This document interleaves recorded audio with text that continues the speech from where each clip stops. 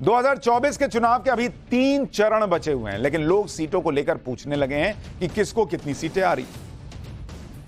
वैसे तो चुनाव आयोग का नियम है, कानून है कि आखिरी वोट पड़ने से पहले आप एग्जिट पोल या ओपिनियन पोल नहीं दिखा सकते, लेकिन नेता अपने अपने दावे करते रहते हैं। जैसे अमित शाह ने दावा किया कि अब तक की वोटिंग में उनकी 270 सीटें आ चुकी हैं और अब सिर्फ 400 पार करने की लड़ाई है। बीजेपी ने सीटों के नंबर बताना शुरू किया तो इंडी गठबंधन वाले भी ये सब सुनकर नर्वस होने लगे कि बॉस ये तो बता रहे हैं, वो भी अपने नंबर बताने में जुट गए कि ना हम भी बताएंगे। वो अपने नहीं बता रहे हैं हमको कितने आ रहे हैं, वो भी यही बता रहे हैं कि मोदी को कितने आ रहे हैं। सब मोदी के ही नंबर बता रहे हैं, नरेंद्र मोदी के। बीजेपी वाले भी बता रहे हैं कि आएगा तो मोदी ही, इतनी सीटें आ गई हैं, और इंडी वाले भी बता रहे हैं कि नरेंद्र मोदी की कितनी सीटें आ रही। लेकिन इस चक्कर में इंडी गठबंधन ने एक बड़ी गलती कर दी, क्योंकि इंडी गठबंधन में जिसका जो मन आ रहा है वो नंबर बोले चला जा रहा है। जैसे आज अखिलेश यादव ने एक बड़ा दावा कर दिया कि इस बार बीजेपी को 140 सीट आएगी। अखिलेश यादव की आज कांग्रेस अध्यक्ष मल्लिकार्जुन खड़गे के साथ लखनऊ में ज्वाइंट पीसी थी। इसी प्रेस कॉन्फ्रेंस में अखिलेश यादव ने बीजेपी की सीटों को लेकर जो कहा वो एक बार सुनिए, फिर आपको बताऊंगा कि इंडी गठबंधन के बाकी नेता बीजेपी को, नरेंद्र मोदी को कितनी सीटें दे रहे हैं और उसमें क्या कांड कर दे रहे हैं। जो अपनी बात, मन की बात कह रहे हैं, उसको इस बार जनता, जो भारतीय जनता पार्टी गैंग है, उसको 140 करोड़ की जनता 140 सीटों पर रोक देगी। और अब मन की बात कोई नहीं सुनना चाहता, सब संविधान की बात सुनना चाहते हैं। जब से अमित शाह ने फेज वाइज सीटें बतानी शुरू की, तब से इंडी गठबंधन में खलबली मच गई। और अब जब आधे से ज्यादा चुनाव निकल चुका है तो इंडी गठबंधन ने भी अपना एग्जिट पोल बताना शुरू कर दिया। कौन नेता नरेंद्र मोदी को कितनी सीटें दे रहा है मैं आपको दिखाता हूं, आपको खुद समझ में आएगा इन्होंने क्या कांड किया है। जरा आप तस्वीर देखिए कि इंडी गठबंधन नरेंद्र मोदी को कितनी सीटें दे रहा है। नरेंद्र मोदी की सीट इस चुनाव में कितनी आएगी, अब जरा सुनिए कौन कितना दे रहा है। जैसे अगर आप देखें अखिलेश यादव, इन्होंने अभी अभी आपको बताया कि नरेंद्र मोदी को 140 सीट आने जा रही है, 140। अब देखिए ममता बनर्जी कह रही हैं कि नरेंद्र मोदी को 190 सीट आने जा रही है तो 50 सीट तो ममता बनर्जी ही बढ़ा दी भाई। अब सुनिए प्रियंका वाड्रा, इनकी भविष्यवाणी है कि नरेंद्र मोदी को 200 सीट आ रही है, 10 प्रियंका वाड्रा ने बढ़ा दिया। अब सुनिए राहुल गांधी जी, राहुल गांधी कह रहे हैं कि 150 सीट आएगी, इन्होंने 50 खींच के निकाल दिया। और सुनिए तेजस्वी यादव कितनी सीट नरेंद्र मोदी को दे रहे हैं, तेजस्वी यादव कह रहे हैं 100 आएगी, इन्होंने 50 और खींच दिया। उसके बाद संजय राउत को सुनिए, राउत जो है संजय राउत ये दे रहे हैं 200 सीट, तो इन्होंने 200 दे दिया, 100 से सीधा 200 कर दिया। केजरीवाल ने कहा है कि 220 सीट आएगी। अब आप ये तस्वीर देख लीजिए, ये तो इंडी गठबंधन का हाल है। ये लोग नरेंद्र मोदी की कितनी सीटें आएंगी इसका एक नंबर नहीं दे पा रहे। जिसका मन आ रहा है 140, 190, 200, 150, कोई 100 कह दिया, कोई 220 कह दिया, कोई 200 कह दिया। तो समझ जाइए कितनी ईमानदारी से ये लोग जो है सीटें बता रहे होंगे। गठबंधन में एक दूसरे को कम से कम बता दो दें कि ये नंबर फाइनल कर लेते हैं, हम लोग सब यही बोलेंगे। अब इसी तरह से मोदी की सीटों के नंबर कुछ सो कॉल्ड एक्सपर्ट्स भी बता रहे हैं, जिनमें एक नाम योगेंद्र यादव का है। इन भाई साहब का भी सुनिए, योगेंद्र यादव, इनका तो आपको बताया ही नहीं। योगेंद्र यादव इन्होंने कितना दिया है, इन्होंने बीजेपी को दिया है 233 और एनडीए को शायद 260 के करीब दे रहे हैं। अब आप देख लीजिए, इनके एक्सपर्ट भैया दे रहे हैं 233, तो 100 से लेके 233 तक हम लोग एग्जिट पोल दिखाते हैं plus minus 10 seat, plus minus 15 seat ऐसा रखते हैं। इनका है प्लस माइनस 150 सीट इन लोगों का पहले का ट्रैक रिकॉर्ड क्या है आपको वो भी दिखाऊंगा, तो भी आपको पता चल जाएगा कि इनकी प्रिडिक्शन कितनी सही है या कितनी गलत होते रहे। लेकिन एक बार आप खुद ही सोचिए कि एक नेता या जो एक्सपर्ट सीटों के अलग अलग नंबर बता रहे हैं, इन नंबर्स में भी कितना अंतर, इनके दावे भी अलग अलग हैं। अरे बॉस, सभी लोग मिलकर एक फाइनल नंबर तय कर लेते, हर जगह बोलते कि नरेंद्र मोदी को इतनी आ रही, लेकिन ये लोग नरेंद्र मोदी की सीट पर भी सहमत नहीं हो पाए, अब बनाए हैं गठबंधन। उधर अमित शाह बड़ा दावा कर रहे हैं कि पीएम मोदी 4 चरण में 270 पार जा चुके हैं। अमित शाह का वो बयान सुनिए, फिर आपको ये जो महानुभाव लोग हैं, इनका पूरा इकोसिस्टम जो प्रिडिक्शन करता रहा है, उसका ट्रैक रिकॉर्ड क्या है, क्या हिसाब रहा है इनका पहले, वो भी दिखाऊंगा। 4 चरण पूरे हो गए हैं, 380 सीटों का चुनाव पूरा हो गया है। बंगाल में 18 सीटों का चुनाव पूरा हो गया है। आज मैं बताकर जाता हूं कि 380 सीट में मोदी जी 270 सीट लेकर पूर्ण बहुमत प्राप्त कर चुके हैं। लेकिन इस तरह से कोई एक सटीक नंबर इंडी गठबंधन नहीं बता पा रहा, जैसे अमित शाह बता रहे। जितने मुंह उतनी बातें इनकी चल रही, लेकिन इनकी बातों पर भी कोई यकीन क्यों करे जब इनका पुराना ट्रैक रिकॉर्ड ही बेकार है। ये जो दावे करते रहे हैं वो सारे गलत ही साबित हुए हैं ज्यादातर। जैसे अगर आप देखें, जो ममता बनर्जी इस बार बीजेपी को 190 सीटें दे रही हैं, वही ममता बनर्जी 2019 में बीजेपी को 100 से 150 सीट दे रही हैं। लेकिन नतीजा यह हुआ कि बीजेपी को 303 सीटें मिली थी। ये 2014 लिखा है, ये 2024 है, तो 2024 में 190 दे रही हैं, 2019 में इनका मामला गड़बड़ाया हुआ था। इसी तरह से ममता बनर्जी यूपी को लेकर भी 2019 में कह रही थी कि बीजेपी को तो सिर्फ 17 सीट मिलेगी, 17। बीजेपी को 62 सीट यूपी में आई थी। तो सोचिए इनका प्रेडिक्शन कितना सही रहता है। राहुल गांधी तो 2019 में कह रहे थे कि चुनाव के बाद बीजेपी खत्म, टाटा बाय बाय। इस बार कह रहे हैं कि बीजेपी 150 सीट पर सिमट जाएगी। पिछली बार जब उन्होंने कहा था बीजेपी खत्म हो जाएगी तो बीजेपी 300 पार चली गई थी। तो आज इस बार समझ लीजिए कि 150 पे खत्म पे 300 प्लस था, तो इस बार खत्म नहीं 150 तो खुद ही दे रहे हैं, फिर 400 पहुंच जाएगी। फिर इसका मतलब अखिलेश यादव 2022 के यूपी विधानसभा चुनाव में कह रहे थे कि उनकी तो 400 सीटें आ रही हैं, लेकिन उनकी पार्टी को मात्र 111 सीट आई थी। कुछ महीने पहले जो विधानसभा चुनाव हुए उसी में आप देखिए, राहुल गांधी कह रहे थे कि छत्तीसगढ़ और मध्य प्रदेश तो आराम से जीत लेंगे, लेकिन दोनों राज्य कांग्रेस बहुत बुरी तरह से हारी। अब जो खुद को चुनावी एक्सपर्ट कहते हैं जैसे योगेंद्र यादव, वो 2019 में बीजेपी के बारे में कह रहे थे कि 200 पार भी नहीं होगा। ये योगेंद्र यादव बोले थे कि 200 पार भी बीजेपी नहीं जाएगी। इस बार तो योगेंद्र यादव खुद 233 दे रहे हैं। तो जब बोले थे कि 200 से कम आएगी तब बीजेपी 303 पे थी। 200 कम 303, 233, तो सोचिए कहां जाएगा। तो इसलिए मैं कह रहा हूं कि इनको कौन सीरियसली लेगा। एक तो नंबर एक नहीं दे पा रहे हैं और ट्रैक रिकॉर्ड बेकार है वाला। इसलिए जब इस तरह से सीटों को लेकर दावे किए जाते हैं जिसमें कोई लॉजिक नहीं दिखता, तो यह बताता है कि किस तरह से अंदर ये लोग नर्वस हो रखे हैं। इंडी गठबंधन की बेचैनी इस बात से भी समझी जा सकती है कि आज उन्होंने बीच चुनाव में पीएम मोदी की मुफ्त राशन स्कीम की काट में एक बड़ा ऐलान किया। पीएम मोदी ने देश के गरीबों के लिए प्रधानमंत्री गरीब कल्याण अन्न योजना शुरू की, जिसके तहत देश के 80 करोड़ से ज्यादा लोगों को मुफ्त राशन मिल रहा है। इसके तहत गरीब परिवार के हर सदस्य को 5 किलो राशन मिलता है।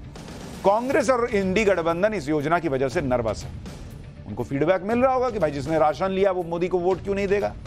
इनको लग रहा है कि मुफ्त राशन योजना के लाभार्थियों के वोट पीएम मोदी को मिल रहे हैं। इसलिए अब कांग्रेस कह रही है कि अगर इंडी गठबंधन की सरकार बनी तो ये 10 किलो राशन मुफ्त देगी।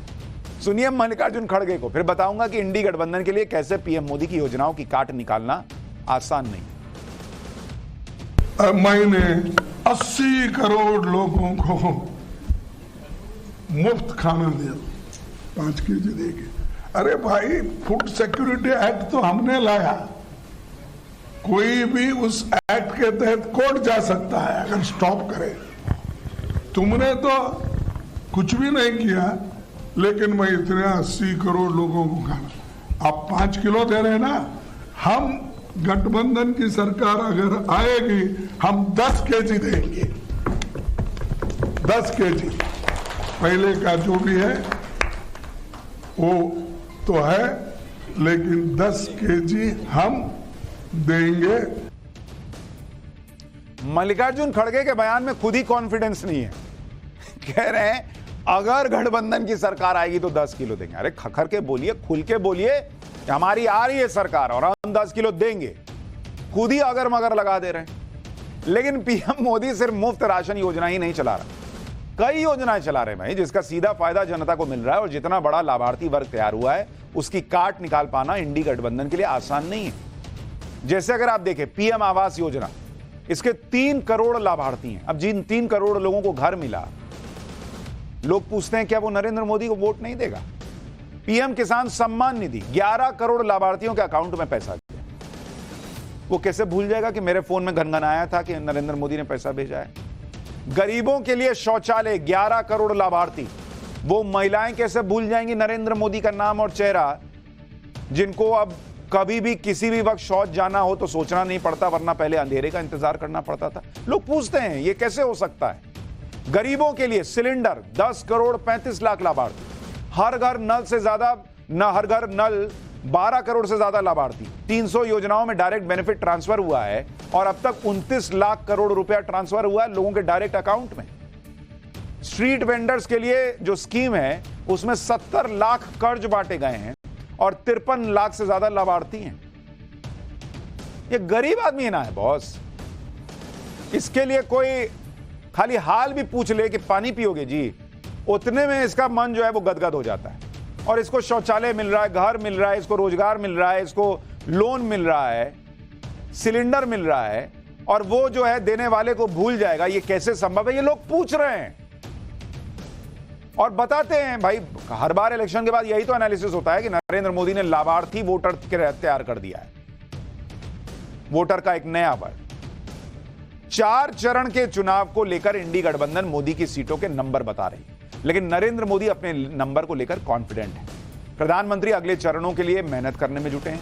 आज उन्होंने महाराष्ट्र में ताबड़तोड़ रैलियां की, रोड शो किए। पीएम मोदी की आज नासिक और कल्याण में रैली हुई और उसके बाद उनका मुंबई में रोड शो हुआ। पीएम मोदी के रोड शो में भारी भीड़ थी। महाराष्ट्र के CM Eknath Shinde, deputy CM Devendra Fadnavis भी रोड शो में थे। रोड शो शुरू करने से पहले प्रधानमंत्री मोदी ने छत्रपति शिवाजी महाराज का आशीर्वाद लिया और उनकी मूर्ति पर फूल चढ़ा। पीएम मोदी के रोड शो को लेकर बच्चों में भी गजब का उत्साह था। पीएम के रोड शो को लेकर बच्चों के क्रेज पर मुंबई से हमारी सहयोगी की एक रिपोर्ट देखिए, फिर बताऊंगा कि 4 चरण के चुनावों के नतीजों को लेकर पीएम मोदी ने इंडी गठबंधन पर क्या भविष्यवाणी कर दी। आप देख सकते हैं Modi ji best PM ever, we love you, ऐसे मैसेजेस जो है वो बच्चों द्वारा सामने आ रहे हैं। मैं बच्चों से बातचीत करूंगी। आप लोगों ने प्रधानमंत्री को देखा? हाँ देखा। कैसा लगा? बहुत अच्छा लगा। क्या अच्छा लगा मोदी जी के बारे में? ये वो सबको अच्छे से हाई कर रहे थे और सबको अच्छे से नमस्ते ग्रीटिंग दे रहे थे। अच्छा, आपको कैसा लगा? बहुत अच्छा लगा। आपको? बहुत अच्छा। और मोदी जी के आने के बाद इंडिया में काफी डेवलपमेंट हुए। क्या डेवलपमेंट हुआ? राम मंदिर अयोध्या में 800 साल बाद राम जी को वापस की जगह मिली है। आप राम मंदिर गए हो? नहीं। आओ जाएंगे हम। बहुत अच्छा लगा उनको देख के। क्या उम्मीदें हैं प्रधानमंत्री से? होगा उनका सब सपोर्ट, सब उसको वोट करेंगे। यस, वही बनेंगे। यानी छोटे छोटे बच्चे भी मोदी मोदी कर रहे हैं। मुंबई में रोड शो से पहले नासिक की रैली में प्रधानमंत्री मोदी ने 4 चरण के चुनावों के नतीजों की भविष्यवाणी कर दी। पीएम मोदी ने कहा कि 4 चरण के जो चुनाव हुए हैं, इन 4 चरणों में जनता ने इंडी गठबंधन को चारों तरफ से चित कर दिया है। पीएम मोदी ने कहा कि चुनाव में कांग्रेस को इतनी सीटें भी नहीं मिलने जा रही कि उसे विपक्ष की मान्यता मिल पाए। इसलिए विपक्ष का दर्जा हासिल करने के लिए चुनाव के बाद इंडी गठबंधन के दलों का कांग्रेस में मर्जर करने का आइडिया दिया जा रहा है। पहले सुनिए कांग्रेस के इस आइडिया पर पीएम मोदी ने क्या कहा, फिर आपको यूपी में क्लीन स्वीप के लिए पीएम मोदी की ताबड़तोड़ रैलियों के प्लान के बारे में बताऊंगा। यूपी का प्लान। उन्होंने सभी छोटे छोटे दल जो है, इन दलों को ये सुझाव दिया है कि चुनाव समाप्त होने के बाद इन सभी छोटी पार्टियों ने कांग्रेस में मर्जर कर देना चाहिए, यानी अपने अपने शटर बंद कर देने चाहिए।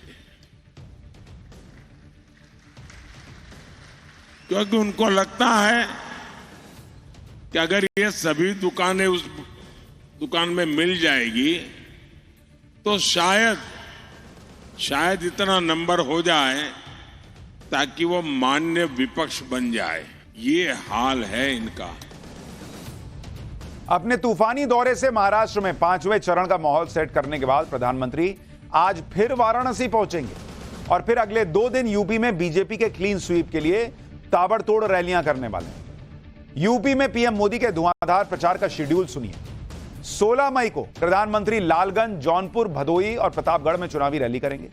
17 मई को बाराबंकी, फतेहपुर और हमीरपुर में पीएम मोदी की चुनावी रैली होने वाली है। प्रधानमंत्री 2 दिन में यूपी में जो चुनावी रैलियां करेंगे उनके जरिए अगले चरण के चुनावों के लिए 14 लोकसभा सीटें कवर हो जाएंगी। 2 दिन में 14 सीट कवर। ये लोकसभा सीटें कौन सी हैं जो कवर हो जाएंगी? एक तो है जौनपुर, फिर है मछली शहर, भदोही, प्रतापगढ़, लालगंज, आजमगढ़, बाराबंकी, मोहनलालगंज, फतेहपुर, कौशाम्बी, बांदा, हमीरपुर, जालौन और झांसी। प्रधानमंत्री मोदी जिन सीटों पर प्रचार करेंगे उनमें जौनपुर की सीट बहुत महत्वपूर्ण है। जौनपुर से बीजेपी के कृपा शंकर सिंह चुनाव लड़ रहे हैं। जौनपुर में पीएम मोदी की रैली से पहले ही बड़ा खेला हो गया। जौनपुर से बीएसपी ने बाहुबली धनंजय सिंह की पत्नी श्रीकला रेड्डी को टिकट दिया। माना जा रहा था कि धनंजय सिंह की पत्नी के चुनाव लड़ने से कृपा शंकर सिंह को परेशानी हो सकती है, लेकिन इसके बाद खेला शुरू हो गया। धनंजय सिंह यू टर्न लेकर बीएसपी से बीजेपी के समर्थक हो गए। आप देखिए, 1 मई को धनंजय सिंह बरेली सेंट्रल जेल से जमानत पर रिहा हुए। 6 मई को बीएसपी ने धनंजय सिंह की पत्नी श्रीकला रेड्डी को टिकट काटा। 8 दिन बाद 14 मई को धनंजय सिंह ने बीजेपी को समर्थन देने का ऐलान कर दिया। सुनिए धनंजय सिंह को, फिर बताऊंगा कि पूर्वांचल में क्षत्रिय इतने महत्वपूर्ण क्यों हैं और कैसे बीजेपी ने पूर्वांचल का गेम सेट किया है। चुनाव में हम औरों की तरह नहीं कि हम तटस्थ हैं। हम यहाँ पर आप लोगों को यही आग्रह करेंगे कि प्रदेश में एक अच्छी सरकार चल रही है, आप लोग भारतीय जनता पार्टी को वोट करें। धनंजय सिंह के समर्थन से पूर्वांचल में बीजेपी की राह आसान हो गई, क्योंकि पूर्वांचल की कई सीटों पर धनंजय सिंह का प्रभाव माना जाता है। धनंजय सिंह की पकड़ क्षत्रियों के अलावा दलितों और ओबीसी वर्ग पर भी है। धनंजय सिंह जौनपुर से सांसद और 2 बार विधायक रह चुके हैं। धनंजय सिंह ने सभी जातियों के लोगों को अपनी टीम में रखा हुआ है। लोकल लेवल पर धनंजय सिंह का कनेक्ट बहुत जोरदार माना जाता है। यानी धनंजय सिंह के समर्थन से बीजेपी के लिए न केवल जौनपुर का चुनाव आसान हुआ, बल्कि पूर्वांचल का समीकरण भी बीजेपी के पक्ष में जा सकता है। यूपी के बाहुबली धनंजय सिंह ने अपने समर्थकों के बीच बीजेपी के समर्थन का ऐलान किया, तो यूपी के एक और बाहुबली राजा भैया ने भी अपने पत्ते खोल दिए। राजा भैया ने अपने समर्थकों के साथ बैठक करने के बाद कह दिया कि वो चुनाव में किसी पार्टी का समर्थन नहीं करेंगे, लेकिन राजा भैया ने अपने समर्थकों को किसी भी पार्टी का सपोर्ट करने की छूट दे दी। राजा भैया के चुनाव में न्यूट्रल रहने की वजह आगे बताऊंगा, पहले सुनिए लोकसभा चुनाव में अपने रुख को लेकर राजा भैया ने कहा क्या है। सबसे राय लेने के बाद अब ये निर्णय लिया गया कि इस चुनाव में जनसत्ता दल की तरफ से कोई किसी के समर्थन का निर्णय नहीं लिया गया है और सभी सम्मानित जो कार्यकर्ता समर्थक है, जिनका जहां मन हो, जिसको मतदान करना, जिसको आशीर्वाद देना, वो स्वतंत्र है, वहां कर सकते हैं। असल में राजा भैया की इस घोषणा से पहले बीजेपी और समाजवादी पार्टी के नेता लगातार उन्हें अपने खेमे में लेने की कोशिश में जुटे रहे। कुछ दिन पहले राजा भैया की बेंगलुरु में गृह मंत्री अमित शाह के साथ मुलाकात भी हुई थी, जिसके बाद माना जा रहा था कि राजा भैया बीजेपी को अपना समर्थन दे सकते हैं, जिसका असर कौशाम्बी और प्रतापगढ़ की लोकसभा सीट पर पड़ता, क्योंकि राजा भैया खुद कुंडा सीट पर 28 साल से विधायक हैं, जबकि उनकी पार्टी के विनोद सरोज बाबागंज सीट से 4थी बार विधायक चुने गए। ये दोनों विधानसभा सीटें कौशाम्बी लोकसभा में आती हैं। इसके अलावा राजा भैया के रिश्तेदार अक्षय प्रताप सिंह प्रतापगढ़ क्षेत्र से एमएलसी हैं। इस तरह कौशाम्बी और प्रतापगढ़ दोनों सीटों पर राजा भैया का सियासी प्रभाव है। माना जाता है कि कौशाम्बी और प्रतापगढ़ में राजा भैया को सिर्फ ठाकुर ही नहीं, बल्कि पासी, यादव, कुर्मी और मुस्लिम वोटर्स का भी समर्थन मिलता है। हालांकि 2019 के लोकसभा चुनाव में राजा भैया ने कौशाम्बी और प्रतापगढ़ दोनों सीटों पर कैंडिडेट उतारा था, लेकिन कौशाम्बी सीट पर उनकी पार्टी का कैंडिडेट तीसरे और प्रतापगढ़ सीट पर 4थे नंबर पर रहा। 5वें चरण में कई वीआईपी सीटों पर भी मतदान होना है, जैसे रायबरेली और अमेठी। अमेठी से भागकर राहुल गांधी रायबरेली से चुनाव लड़ रहे हैं। रायबरेली को कांग्रेस की सबसे सेफ सीट माना जाता है। वैसे सेफ सीट तो अमेठी भी हुआ करती थी, लेकिन 2019 में स्मृति ईरानी ने अमेठी में राहुल को हरा दिया और इसी वजह से राहुल ने अमेठी की बजाय रायबरेली से चुनाव लड़ने का फैसला किया। कांग्रेस दावा करती है कि रायबरेली से राहुल गांधी आराम से जीत जाएंगे। इसके बाद भी कांग्रेस ने रायबरेली में पूरी ताकत झोंक रखी है। प्रियंका वाड्रा गली गली जाकर राहुल के लिए प्रचार कर रही हैं। हर रैली और सभा में अपने परिवार की शहादत का जिक्र करती हैं, बताती हैं कि रायबरेली से कांग्रेस का कितना पुराना नाता है। इतना ही नहीं, अब तो कांग्रेस अध्यक्ष मल्लिकार्जुन खड़गे भी रायबरेली में राहुल के प्रचार के लिए पहुंच गए। खड़गे ने कहा कि पीएम मोदी सत्ता में बने रहने के लिए सब कुछ कर रहे हैं, जबकि सोनिया गांधी ने सत्ता को ठुकरा दिया था। कांग्रेस ने हमेशा बलिदान देकर देश की सेवा की। छत्तीसगढ़ के पूर्व मुख्यमंत्री भूपेश बघेल भी प्रचार के लिए रायबरेली पहुंचे। मतलब रायबरेली सीट पर पूरा जोर लगाना पड़ रहा है इन लोगों को। भूपेश बघेल ने तो रायबरेली में बहुत बड़ा दावा कर दिया, जिससे इंडी गठबंधन में खलबली मच गई। भूपेश बघेल ने रायबरेली की जनता से कह दिया कि आप सांसद नहीं चुनने वाले हैं, देश का अगला प्रधानमंत्री चुन रहे हैं। सुनिए भूपेश बघेल को। सदस्य नहीं चुन रहे हैं और इंदिरा जी के बाद अब अवसर आया है कि आप इस लोकसभा से आप सांसद नहीं बल्कि प्रधानमंत्री चुने जा रहे हैं।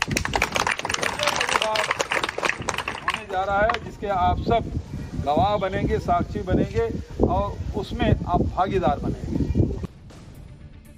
अब बताइए, भूपेश बघेल ने तो दावा ठोक दिया कि रायबरेली से देश का प्रधानमंत्री चुना जाएगा, लेकिन क्या इस बयान से अखिलेश यादव सहमत हैं? सुनिए अखिलेश यादव।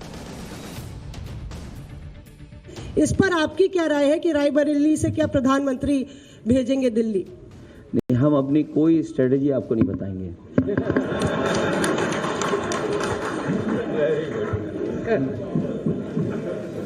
भाई किस बूथ पे बीजेपी हारी हम क्यों बता दें इनको? नहीं, मैं राहुल गांधी पर सवाल, उसमें भी कोई नहीं बताइए, हमारा स्ट्रेटेजी का पार्ट है। अखिलेश यादव की स्ट्रेटेजी है कि हम नहीं बताएंगे कि रायबरेली से प्राइम मिनिस्टर चुना जा रहा है कि नहीं, और वहां भूपेश बघेल खड़े होकर पब्लिक को खुले में बता रहे हैं कि आप सांसद नहीं, आप प्रधानमंत्री चुनने जा रहे हैं। ये है इनकी स्ट्रेटेजी।